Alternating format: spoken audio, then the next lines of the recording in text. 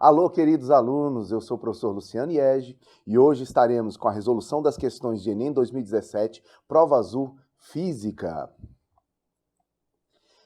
Enem 2017, questão 118.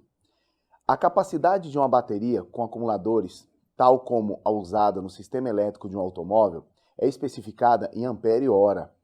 Uma bateria de 12 volts e 100 amperes-hora fornece 12 joules para cada coulomb de carga que flui através dela. Se um gerador de resistência interna desprezível, que fornece uma potência elétrica média igual a 600 watts, fosse conectado aos terminais da bateria descrita, quanto tempo ela levaria para recarregá-la completamente? Meninos, esse é o tipo de questão que você não pode errar durante a realização da prova do Enem. É uma questão simples, aplicada durante o dia a dia de vocês. Todos vocês conhecem os termos usados, ou seja, uma bateria de carro, o termo potência, tá? Então, o que temos que levar em consideração para resolver essa questão? Primeiro, carga necessária para carregar a bateria. A carga é de 100 horas, 100 amperes-hora. Qual é a fórmula que determina a corrente de um gerador, já que essa bateria é um gerador? A gente coloca que a potência desse gerador é diretamente proporcional ao produto da corrente vezes a sua DDP, ou seja, a diferença de potencial. E o exercício nos dá tudo isso, gente. Qual que é a potência dessa bateria? Ele falou no exercício que era de 600 watts. Qual é a intensidade de corrente? É essa a nossa pergunta. E qual a DDP fornecida por essa bateria? 12 volts. Se você pegar os 600 e dividir por 12, você terá os 50 amperes. Logo, intensidade de corrente, gente, é a quantidade de carga pelo intervalo de tempo. Achamos a corrente, que equivale a 50. Qual a quantidade de carga fornecida por hora? 100 dividido pelo intervalo de tempo ΔT. Você pega o seu 50, e divida por o seu 100, divida por 50, e você vai ter um tempo de 2 horas. Ou seja, essa bateria ela vai estar fornecendo para você, ela vai ser carregada em 2 horas. Alternativa B de bola, 2 horas. A próxima questão é uma questão que diz respeito à parte de estudo dos gases, onde você vai ter um ciclo e vocês vão ter que saber interpretar esse ciclo, o que é muito tranquilo também, tá? E fala da seguinte forma: Rudolf Diesel patenteou um motor de combustão interna de elevada eficiência, cujo ciclo está esquematizado no diagrama pressão por volume.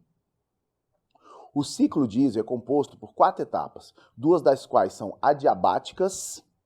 Prestem bem atenção nesse termo adiabática, O motor de diesel é caracterizado pela compressão de ar apenas com injeção de combustível no final. Então, meninos, aqui nós temos o nosso ciclo, onde você vê o ciclo de B para C, o volume ele aumenta. De C para D e de A para B, você tem aquilo que a gente chama de transformações adiabáticas. O que é uma transformação adiabática? É aquela que não troca calor com o meio externo.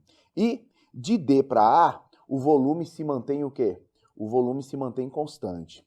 Após a análise desse gráfico, podemos verificar o seguinte: no ciclo de diesel, o calor é absorvido em... Ele está perguntando para você o seguinte: durante esse ciclo, onde teremos uma quantidade de calor absorvida pelo motor? Onde teremos uma elevação de temperatura nesse motor? Então, vamos fazer a análise das questões. No gráfico, as transformações adiabáticas sem trocas de calor podem ser identificadas por uma curva, logo de A para B e de C para D. Não possuem troca de quê? De calor. Olhando para a primeira lei da termodinâmica, gente, qual é a primeira lei da termodinâmica? Toda a quantidade de calor que você consome é transformada em trabalho mais variação de energia interna do sistema. Lembrando que trabalho é o produto da pressão vezes a variação de quê? Do volume. Para termos uma troca de calor, teremos a execução de trabalho e o aumento de energia interna, aumento de temperatura. Isso pode ser visualizado no processo B para C e D para A. Eu vou voltar o gráfico para que vocês possam observar isso. Olha aqui, ó, de B para C e de D para A. Só que de D para A, o que acontece? O volume se mantém constante. Se o volume se mantém constante, não há realização de quê? O trabalho ele acaba sendo nulo. Se o trabalho acaba sendo nulo, olha só a nossa equação. Se o trabalho é nulo, toda a quantidade de calor é transformada em variação de energia interna. Porém, a pergunta que foi feita para vocês é: onde o calor é o quê? Absorvido. Então, para que esse calor seja absorvido, preste muito bem, mas qual dos dois oferece uma absorção de calor? Olhando para o processo de B para C, notamos que ocorre um trabalho que? Positivo. Olha novamente o gráfico. Por que ocorre um trabalho positivo?